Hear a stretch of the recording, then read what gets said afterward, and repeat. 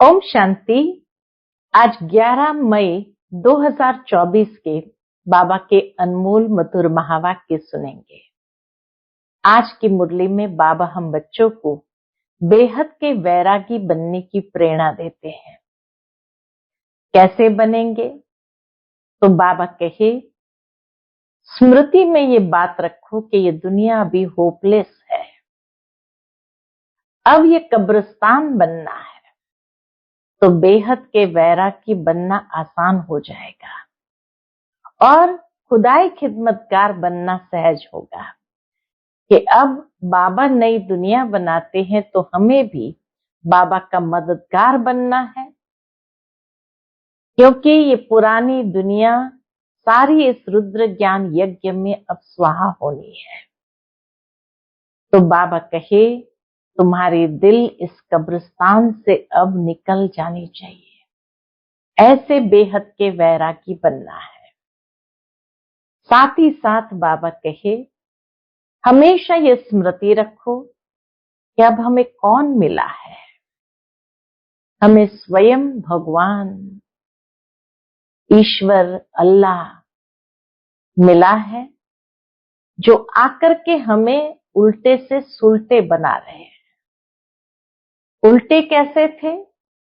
जब अपने आप को देह समझते थे और देह अभिमान के वश होते थे, अर्थात उल्टे हो गए थे।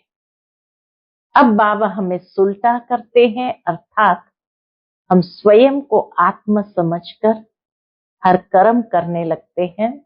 यथार्थ रूप में आत्म अभिमानी बन करके चलते हैं तो सुलटे हो जाते हैं। तो सुनते हैं आज के बाबा के अनमोल मधुर महावाक्य। ओम शांति। मीठे बच्चे, तुम्हें अभी अल्लाह मिला है, तो सुलटे बनो, अर्थात अपने आप को आत्मा समझो। देह समझना ही उल्टा बनना है। आज की मुरली से प्रश्न है, किस एक बात को समझने वाले बेहद के वैरागी बन सकते हैं? उत्तर, पुरानी दुनिया अब होपलेस है, कब्रिस्तान बनना है। यह बात समझ ली तो बेहद के वैरागी बन सकते हैं। तुम जानते हो अब नई दुनिया स्थापन हो रही है। इस रुद्र ज्ञान यज्ञ में सारी पुरानी दुनिया स्वाहा होनी है। यही एक बात तुम्हें बेहद का वैरागी बना देगी। तुम्हारी दिल इस कब्रिस्तान से निकल गई है। ओम शांति। यूं तो है डबल ओम शांति, क्योंकि दो आत्माएं हैं। दोनों आत्माओं का स्वधर्म है शांत। बाप का भी स्वधर्म है शांत। बच्चे वहां शांति में रहते हैं। कहाँ? परम धाम में। उसको कहा ही जाता है शांति धाम। बाप भी वहां रहते हैं। बाप तो सदैव पावन है। बाकी जो भी मनुष्य मात्र है वह पुनर्जन्म ले अपवित्र बनते हैं। बाप बच्चों को कहते हैं, बच्चे अपने को आत्मा समझो। आत्मा जानती है परम पिता परमात्मा ज्ञान का सागर है, शांति का सागर है।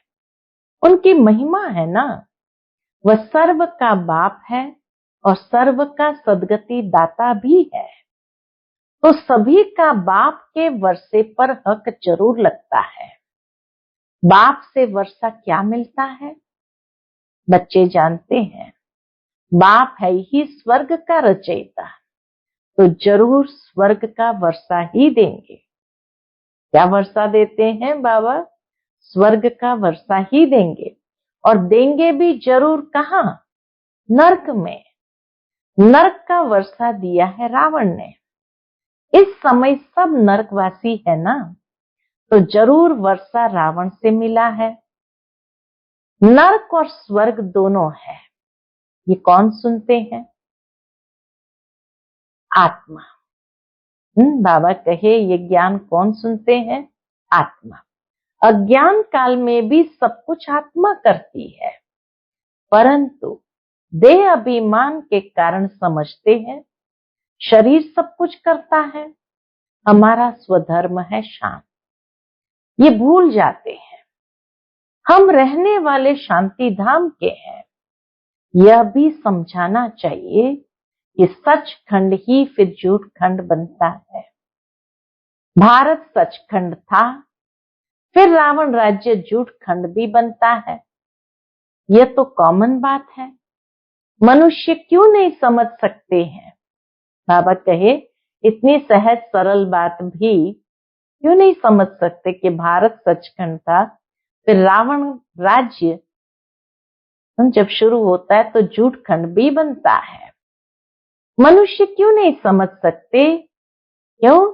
क्योंकि आत्मा तमो प्रधान हो गई है, जिसको पत्थर बुद्धि कहते हैं, जिसने भारत को स्वर्ग बनाया, पूज्य बनाया, उनको ही फिर पुजारी बन गाली देते हैं। इसमें भी कोई का दोष नहीं। बाबा कितना निर्मल है, इसमें भी कोई का दोष नहीं। बाप बच्चों को समझाते हैं ये ड्रामा कैसे बना हुआ है, कैसे पूज्य से पुजारी बने। बाप समझाते हैं आज से 5000 वर्ष पहले भारत में आदि सनातन देवी देवता धर्म था। कल की बात है, परंतु मनुष्य बिल्कुल भूले हुए हैं। यह शास्त्र आदि सब भक्ति मार्ग के लिए बैठ बनाए हैं। शास्त्र है ही भक्ति मार्ग के लिए, न कि ज्ञान मार्ग के लिए। ज्ञान मार्ग का शास्त्र बनता ही नहीं। बाप ही कल्प कल्प आकर बच्चों को नॉलेज देते हैं देवता पद के लिए। बाप पढ़ाई पढ़ाते हैं, फिर ये ज्ञान प्रायलोप हो जाता है। सतयुग में कोई शास्त्र होता नहीं। बाबा कहे सतयुग में कोई शास्त्र होता नहीं। क्यों? क्योंकि वह तो है ही ज्ञान मार्ग की प्रारब्ध। 21 जन्म के लिए बेहद के बाप से बेहद का वर्षा मिलता है, इसलिए सतयुग में कोई शास्त्र होता नहीं। पीछे फिर रावण का वर्षा मिलता है अल्पकाल के लिए, जिसको सन्यासी लोग काकविष्टा समान सुख कहते हैं। दुख ही दुख है, इनका नाम ही दुख धाम है। कलयुग के पहले है द्वापर, उसको कहेंगे सेमी दुख धाम। यह है फाइनल दुख धाम। आत्मा ही 84 जन्म लेती है, नीचे उतरती है। बाप सीढ़ी चढ़ा देते हैं, क्योंकि चक्र को फिरना जरूर है। नई दुनिया थी, देवी देवताओं का राज्य था, दुख का नाम निशान नहीं था। इसलिए दिखाते हैं शेर बकरी इकट्ठे जल पीते हैं। वहां हिंसा की कोई बात ही नहीं। अहिंसा परमो देवी देवता धर्म कहा जाता है। यहां है हिंसा। पहली पहली हिंसा है काम कटारी चलाना। सतयुग में भिखारी कोई होता नहीं, उन्हों की तो महिमा गाते हैं। लक्ष्मी नारायण की महिमा गाते हैं ना। क्या गाते हैं? आप सर्वगुण संपन्न संपूर्ण निर्विकारी मर्यादा पुरुषोत्तम। ये कलयुग है, आयरन एजेड वर्ल्ड। इनको कोई गोल्डन एज तो कह ना सके। ड्रामा ही ऐसा बना हुआ है। सतयुग है शिवालय, वहां सब है पावन, जिन्हों के चित्र भी है। शिवालय बनाने वाला शिव बाबा का भी चित्र है। भक्ति मार्ग में उनको अनेक नाम दे दिए हैं। इतने मंदिर, हर मंदिर के कर्तव्यवाचक नाम है। वास्तव में नाम है एक। बाप को अपना शरीर तो है नहीं। खुद कहते हैं मुझे अपना परिचय देने व रचना के आदि मध्य अंत का ज्ञान सुनाने आना पड़ता है। मुझे आकर तुम्हारी सर्विस करनी होती है। तुम ही मुझे बुलाते हो, हे पतित पावन आओ। सतयुग में नहीं बुलाते हो। इस समय सब बुलाते हैं क्योंकि विनाश सामने खड़ा है। भारतवासी जानते हैं ये वही महाभारत लड़ाई है। फिर आदि सनातन देवी देवता धर्म की स्थापना होती है। बाप भी कहते हैं मैं राजाओं का राजा बनाने आया हूं। आजकल तो महाराजा बादशाह आदि है नहीं। दुनिया में कोई भी न महाराजा है न बादशाह है। अभी तो प्रजा का प्रजा पर राज्य है। बच्चे समझते हैं हम भारतवासी सॉल्वेंट थे, हीरे जवाहरातों के महल में थे। नई दुनिया थी, फिर नई ही पुरानी बनी है। हर चीज पुरानी तो होती ही है। जैसे मकान नया बनाते हैं, फिर आखिर तो आयु कम होती जाएगी। कहा जाएगा ये नया है, ये आधा पुराना है, ये मध्यम है।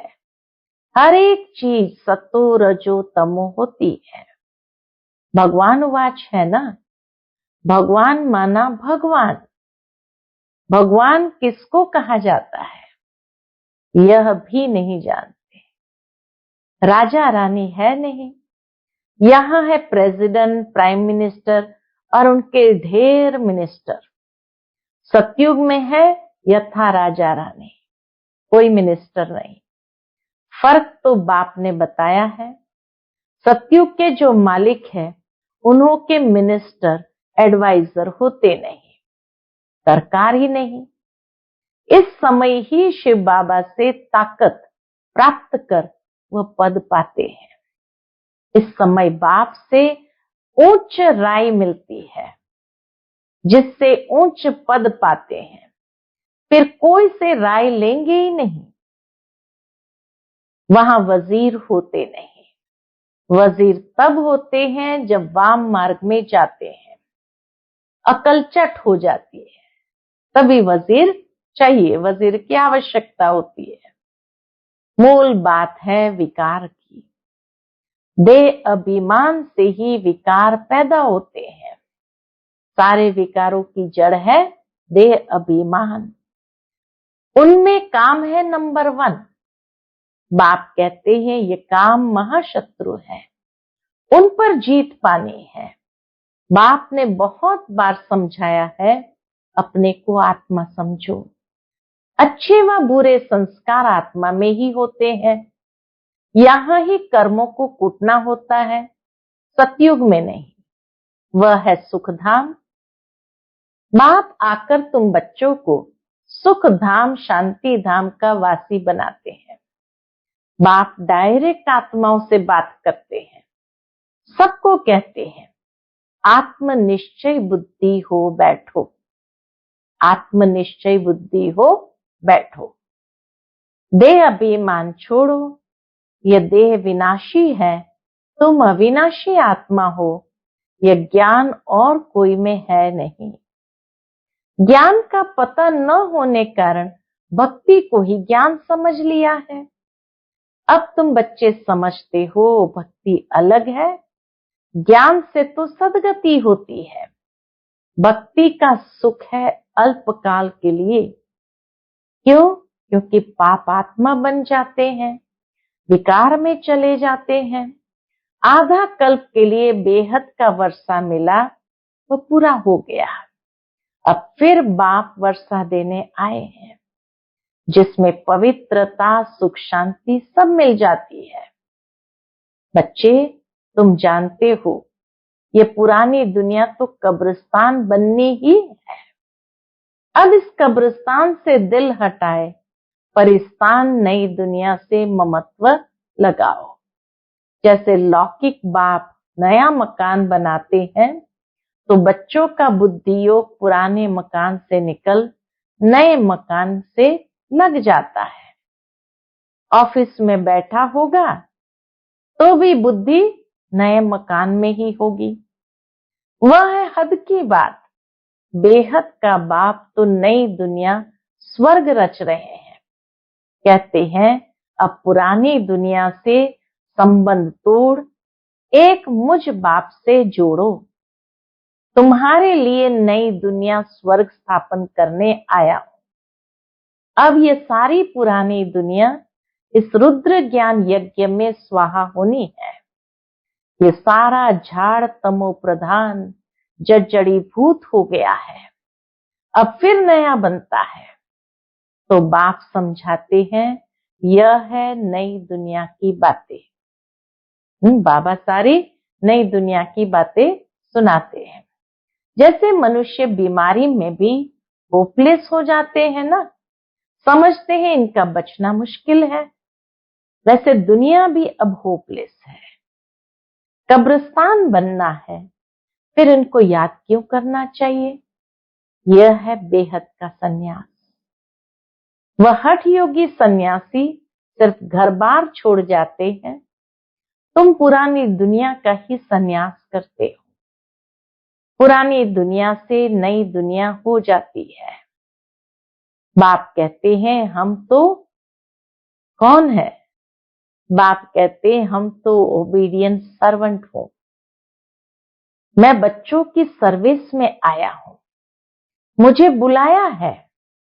बाबा हम पतित बन गए हैं, अब पतित दुनिया और पतित शरीर में आओ। निमंत्रण देखो कैसे देते हैं। बाबा कहते निमंत्रण देखो कैसा देते हैं। पतित बनाने वाला रावण है, जिसको जलाते रहते हैं। ये बहुत कड़ा दुश्मन है। जब से ये रावण आया है, तुमको आदि मध्य अंत दुख मिला है। विषय सागर में गोते खाते रहते हैं। अब बाप कहते हैं, क्या कहते हैं? विष छोड़ ज्ञान अमृत पियो। आधा कल्प रावण राज्य में तुम विकारों के कारण कितने दुखी बन गए हो, कितने मत वाले बन जाते हो, जो गाली बैठ देते हो। परमात्मा को भी सर्वव्यापी कह गाली देते हो। गाली भी इतनी देते हो, कमाल करते हो। जो तुमको पावन विश्व का मालिक बनाते हैं, उनको सबसे जास्ती गाली देते हो। मनुष्य के लिए कहते हो 84 लाख योनिया, और मुझे सर्वव्यापी कह देते हो। 84 लाख से भी अधिक। यह भी ड्रामा है, तुमको हंसी में समझाते हैं। बाबा हंसी में समझाते हैं। अच्छे व बुरे संस्कार स्वभाव आत्मा के ही होते हैं। आत्मा कहती है हम 84 जन्म भोगते हैं। आत्मा ही एक शरीर छोड़ दूसरा लेती है। यह भी अभी बाप ने समझाया है। ड्रामा के प्लान अनुसार फिर बाप ही आकर जो उल्टे हो गए हैं उनको सुलटा बनाते हैं। उल्टे हो गए देह अभिमान के कारण। उल्टे हो गए देह अभिमान के कारण उनको सुलटा बनाते हैं। कैसे? ये कहते हुए बच्चे अपने को आत्मा समझो। मीठे मीठे बच्चों को बाप कहते हैं कि यहाँ तुम उल्टे होकर नहीं बैठो, यानी देह अभिमान में आकर नहीं बैठो, अपने को आत्मा समझो। अब तुमको अल्लाह बाप मिला है जो सुलटा बनाते हैं। रावण उल्टा बनाते हैं, फिर सुलटा बनने से तुम सीधे खड़े हो जाते हो। ये एक नाटक है। ये ज्ञान बाप ही बैठ बताते हैं। भक्ति भक्ति है, ज्ञान ज्ञान है। भक्ति बिल्कुल अलग है। कहते हैं एक तालाब है जहां स्नान करने से परियां बन जाते हैं। फिर कह देते हैं पार्वती को अमर कथा सुनाई। अभी तुम अमर कथा सुन रहे हो। बाप ही आकर हमें अमर कथा भी सुना रहे हैं, और ये ज्ञान मान सरोवर में डुबकी लगवाकर परियां भी बना रहे हैं। सिर्फ एक पार्वती को अमर कथा सुनाई क्या? यह तो बेहद की बात है। अमर लोक है सतयुग, मृत्यु लोक है कलयुग। इनको कांटों का जंगल कहा जाता है। बाप को जानते ही नहीं, कहते भी है परम पिता परमात्मा हे भगवान, परंतु जानते नहीं। पुकारते हैं लेकिन जानते नहीं। तुम भी नहीं जानते थे, तुमको बाप ने आकर सुल्टा बनाया है। सुल्टा बने तब जाना है। भगवान को अल्लाह कहा जाता है। अल्लाह पढ़ाकर अल्लाह पद देंगे ना, परंतु भगवान एक है। इनको यानी लक्ष्मी नारायण को भगवान भगवती नहीं कहेंगे। ये तो पुनर्जन्म में आते हैं ना। मैंने ही इन्हों को पढ़ाकर दैवी गुणों वाला बनाया है। तुम सब ब्रदर्स हो, बाप के वर्षे के हकदार हो। मनुष्य तो घोर अंधियारे में है। आसुरी संप्रदाय है ना। कहते हैं कलयुग तो अभी रेगड़ी पहनते हैं, यानी घुटना कर रहा है। जैसे बच्चे, छोटे बच्चे घुटने के बल पर चलते हैं, तो रेगड़ी पहनना माना घुटनों के बल चल रहा है। समझते हैं अभी बहुत वर्ष पड़े हैं। कितना अज्ञान अंधेरे में सोए पड़े हैं। ये भी खेल है। सोजरे में दुख नहीं होता, अंधियारे में रात को दुख होता है। यह भी तुम ही समझते हो और समझा सकते हो, दूसरों को भी समझा सकते हो। पहले पहले तो हर एक मनुष्य को बाप का परिचय देना है। दो बाप तो हर एक को होते हैं। हद का बाप हद का सुख देते हैं, बेहद का बाप बेहद का ही सुख देते हैं। शिवरात्रि मनाते हैं तो जरूर बाप आते हैं स्वर्ग स्थापन करने। जो स्वर्ग पास्ट हो गया है फिर से स्थापना कर रहे हैं। अभी है तमो प्रधान दुनिया नर्क। ड्रामा प्लान अनुसार जब एक्यूरेट समय होता है तब ही फिर मैं आकर अपना पार्ट बजाता हूं। मैं तो हूं निराकार। बाबा कहे मैं तो हूं निराकार, मुझे मुख तो जरूर चाहिए। बैल का मुख थोड़ी होगा। मैं मुख इनका लेता हूं। इनका ब्रह्मा बाबा का, जो बहुत जन्म के अंत के जन्म में वानप्रस्थ अवस्था में है, इनमें प्रवेश करता हूं। यह अपने जन्मों को नहीं जानते हैं। ब्रह्मा बाबा भी अपने जन्मों को नहीं जानते थे। शिव बाबा ने आकर उनको बताया। अच्छा, मीठे मीठे सिकिलते बच्चों प्रति माता पिता बाप दादा का याद प्यार और गुड मॉर्निंग। रूहानी बाप की रूहानी बच्चों को नमस्ते। हम सभी रूहानी बच्चों की रूहानी माता पिता बाप दादा को याद प्यार, गुड मॉर्निंग और नमस्ते। नमस्ते। शुक्रिया बाबा, शुक्रिया। आज की मुरली से धारणा के लिए मुख्य सार है। पहली पॉइंट, जैसे बाप डायरेक्ट आत्माओं से बात करते हैं, ऐसे स्वयं को आत्मनिश्चय करना है। इस कब्रिस्तान से ममत्व निकाल देना है। ऐसे संस्कार धारण करने हैं जो कभी कर्म कूटने न पड़े। ऐसे संस्कार धारण करने हैं जो कभी कर्म कूटने न पड़े। दूसरी पॉइंट, जैसे बाप ड्रामा पर अटल होने कारण किसी को भी दोष नहीं देते हैं। गाली देने वाले अपकारियों पर भी उपकार करते, ऐसे बाप समान बनना है। इस ड्रामा में किसी का दोष नहीं, ये एक्यूरेट बना हुआ है। आज का बाप दादा का मधुर वरदान हम बच्चों के प्रति है। हर कदम में वरदाता से वरदान प्राप्त कर मेहनत से मुक्त रहने वाले अधिकारी आत्मा भव। हर कदम में वरदाता से वरदान प्राप्त कर मेहनत से मुक्त रहने वाले अधिकारी आत्मा भव।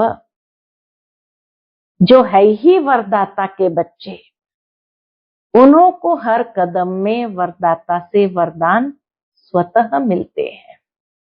वरदान ही उनकी पालना है। वरदानों की पालना से ही पलते हैं।